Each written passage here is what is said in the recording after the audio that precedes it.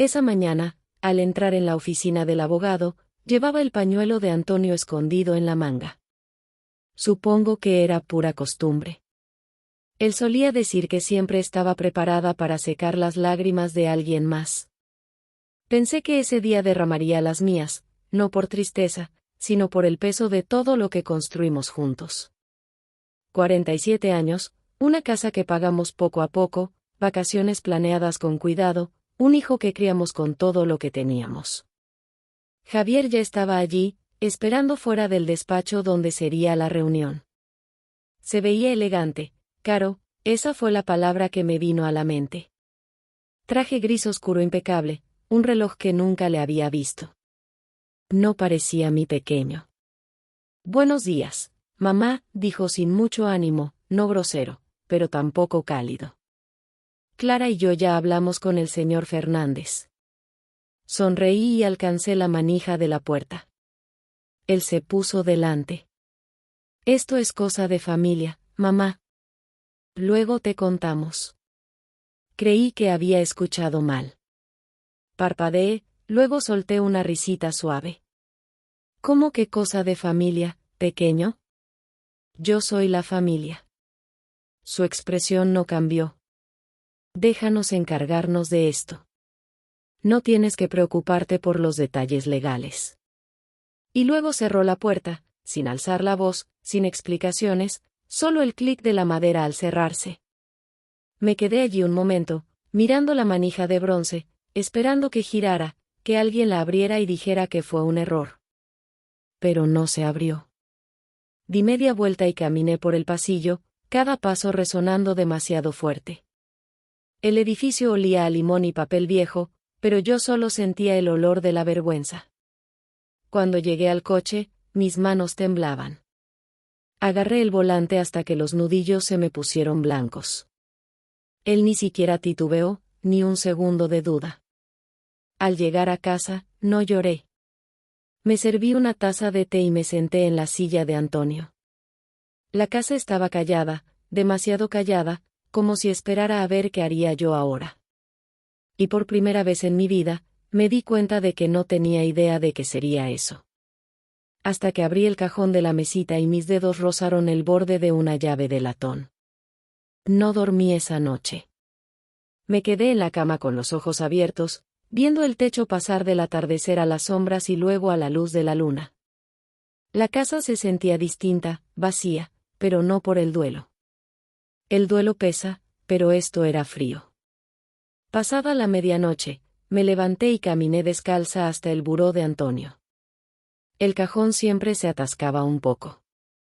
Lo abrí con cuidado, como si tocara algo sagrado. Dentro, bajo un separador descolorido y una correa de reloj rota, estaba la llave de latón. Me la había dado 2 semanas antes de partir. Ábrelo solo si ves quiénes son en realidad, dijo con voz débil pero firme. Recuerdo que sonreí y la guardé, pensando que era demasiado precavido. Ahora no sonreía. Por la mañana, ya estaba vestida y sentada en el estacionamiento del Banco de la Sierra, el mismo que usamos por 30 años. El gerente me reconoció, me llamó señora López y preguntó cómo estaba sobrellevando todo. Asentí cortésmente. Me llevó por un pasillo estrecho hasta una bóveda privada. La caja 41 pesaba más de lo que esperaba. Dentro había solo 3 cosas, un sobre grande sellado con mi nombre escrito en la letra de Antonio, un USB con una sola palabra en la etiqueta, Isabel, y un sobre delgado, gastado, con un mensaje, úsalo si olvidan quién eres. Mis manos temblaron al tomarlos, los bordes afilados contra mis dedos. En el coche, no arranqué. Me quedé sentada con el sobre en el regazo, la llave en la consola, y el mismo pensamiento dando vueltas, él lo sabía. Antonio había visto algo que yo no, o que me negué a ver. Llevé todo a casa, lo puse con cuidado en la mesa de la cocina y encendí la tetera. Mis manos actuaban por instinto, cucharadas de té, agua hirviendo. Pero mi mente estaba en otro lado.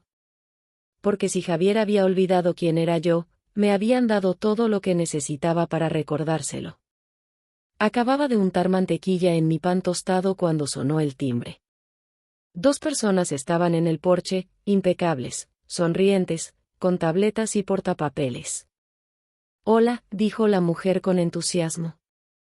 «Venimos por la visita». Su hijo dijo que estaba bien llegar un poco antes. Mi boca se abrió, pero no salió nada. «¿La visita?», pregunté al fin. Ella miró su pantalla. «Sí, calle de la Luna 27, es esta, ¿verdad?». Asentí lentamente, sin confiar en mi voz. Pasaron junto a mí como si no existiera. Observé sus espaldas mientras recorrían la casa que había limpiado la noche anterior. Admiraron la luz natural del comedor, elogiaron la distribución de la cocina, tomaron notas. Los seguí a distancia, el pulso retumbándome en los ojos. La repisa de la sala estaba reorganizada. La foto enmarcada con Antonio había desaparecido, reemplazada por un cuadro genérico de un faro. El sillón donde tomaba té cada noche estaba girado en un ángulo extraño, con una manta de colores encima, como si fuera un disfraz. En el pasillo, la puerta del cuarto de huéspedes estaba entreabierta. Adentro, la cama estaba hecha con demasiada perfección. El armario, medio vacío. En el suelo, había una caja de organización con instrucciones laminadas de una inmobiliaria que no reconocí. Entonces lo vi, un papel pegado detrás de la puerta del cuarto.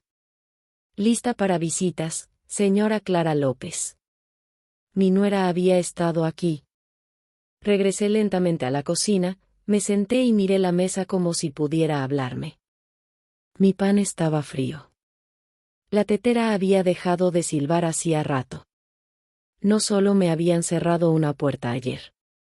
Me habían borrado, silenciosamente, de mi propia vida. Ya estaban avanzando, reorganizando, empacando mis recuerdos en pedacitos vendibles. Pero la llave de latón seguía en mi bolsillo, y la carpeta con la letra de Antonio estaba arriba, en el escritorio, esperando. Y yo estaba harta de fingir que no notaba lo que me estaban quitando. Esperé hasta la noche. La casa estaba quieta, y la tetera silbaba suavemente en la estufa, el vapor subiendo en pequeños hilos.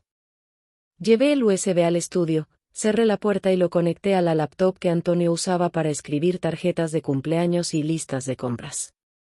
La pantalla parpadeó una vez, y luego apareció su rostro, más viejo, más delgado, sin color en las mejillas.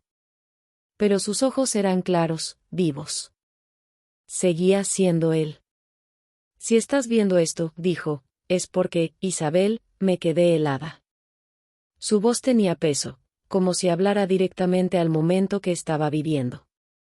Al principio no quería creerlo, continuó, mirando algo fuera de la pantalla.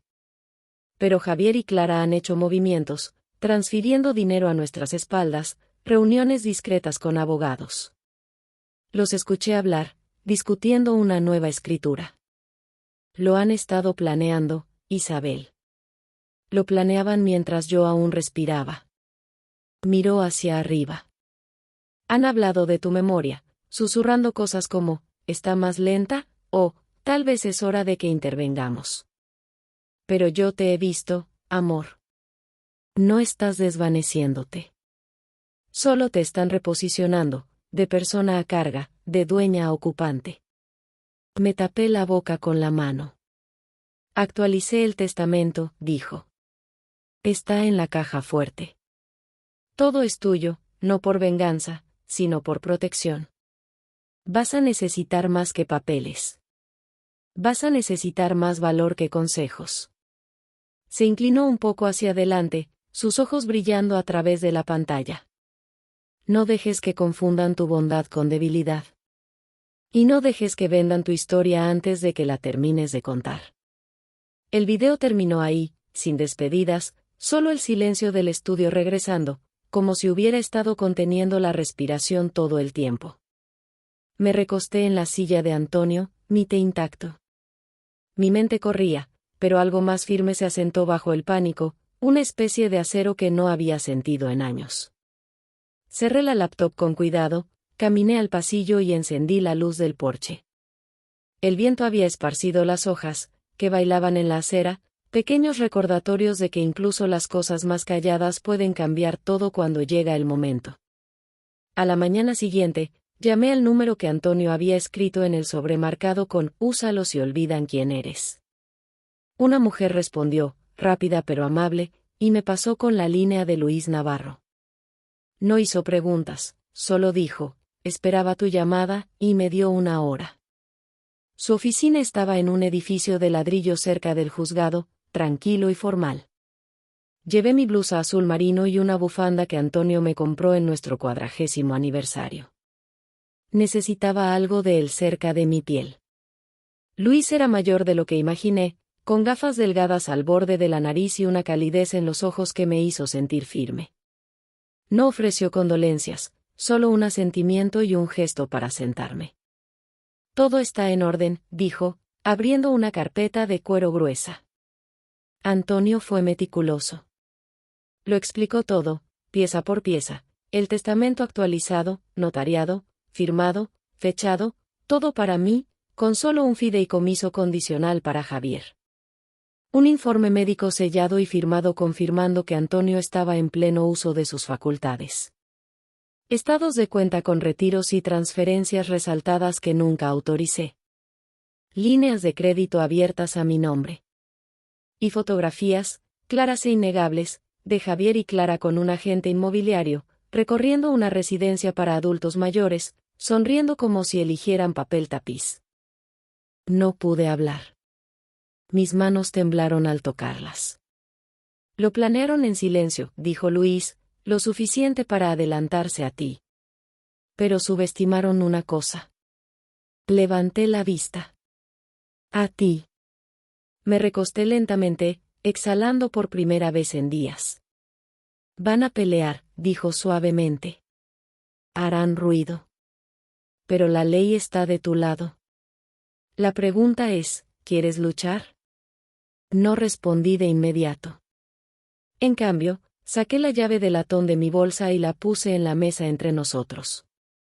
Ya empecé, dije. Luis sonrió, luego deslizó la carpeta hacia mí y dijo, asegurémonos de que no reescriban una historia que nunca fue suya para empezar. Javier llamó la noche siguiente, alegre, como si nada hubiera pasado. Hola, mamá, dijo.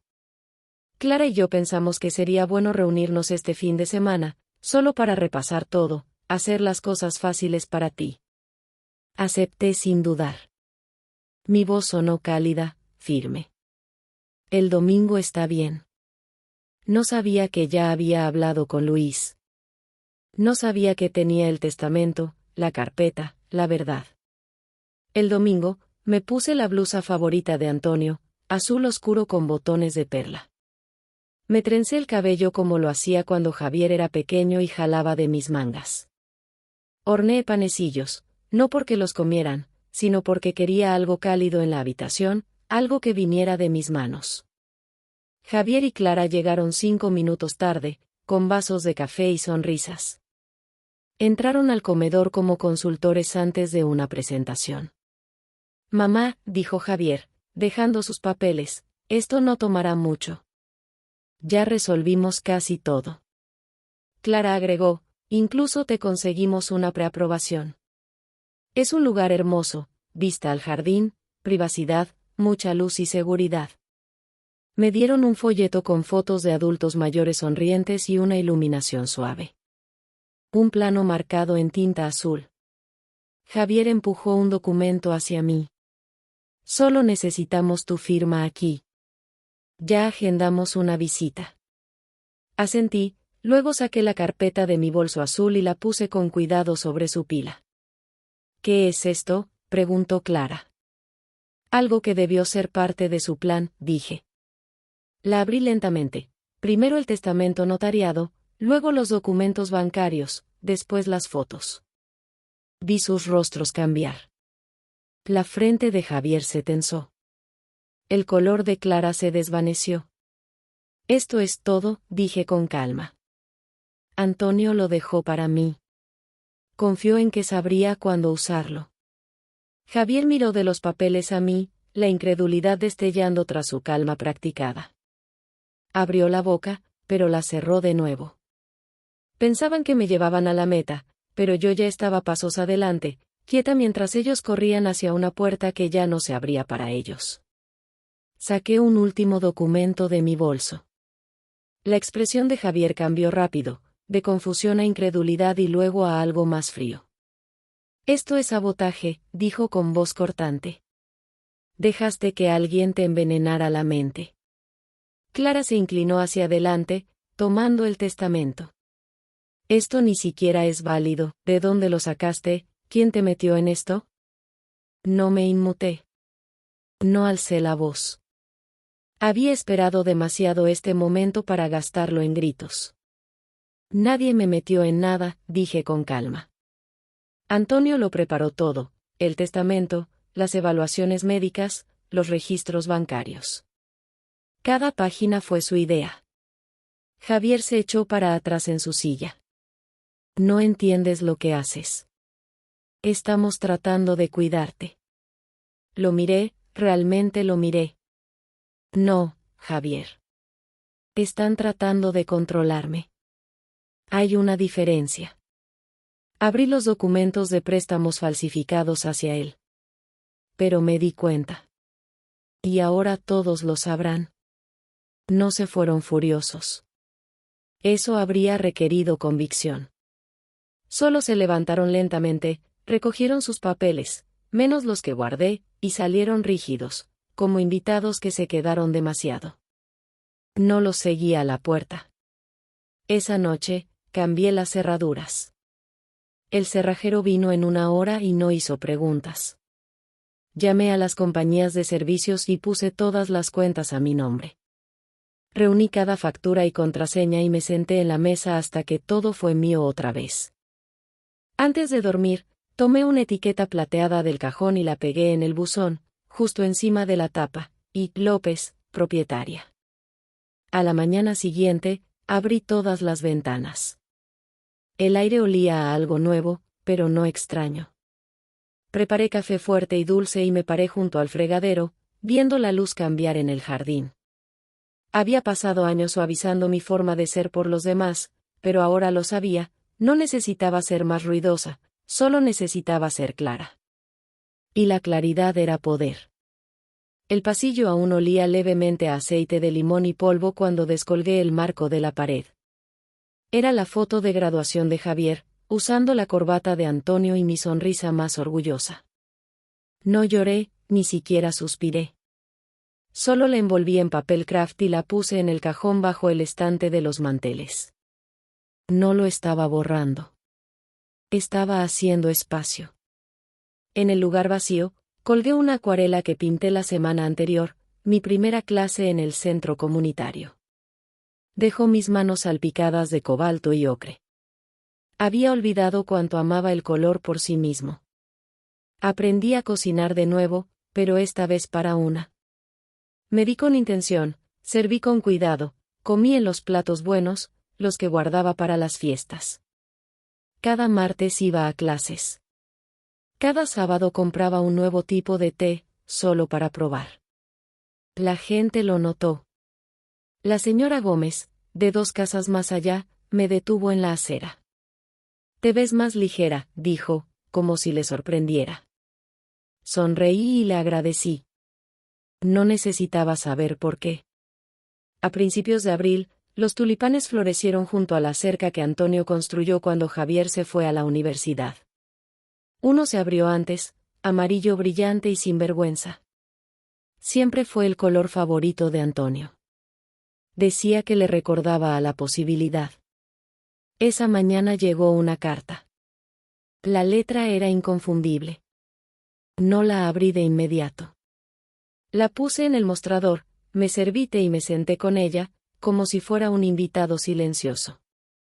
Eventualmente, desdoblé el papel. Solo una línea, si estás dispuesta, me gustaría hablar. La miré por mucho tiempo. No estaba enojada, ni ablandada. Solo quieta. La doblé de nuevo, la puse entre las páginas del cuaderno donde anotaba recetas y notas de acuarela. No respondí. Todavía no. El silencio de la casa había cambiado. Ya no resonaba, se asentaba. Y cuando llegó el siguiente sobre, semanas después, reconocí la letra antes de tocarlo. La llamada llegó un jueves por la tarde.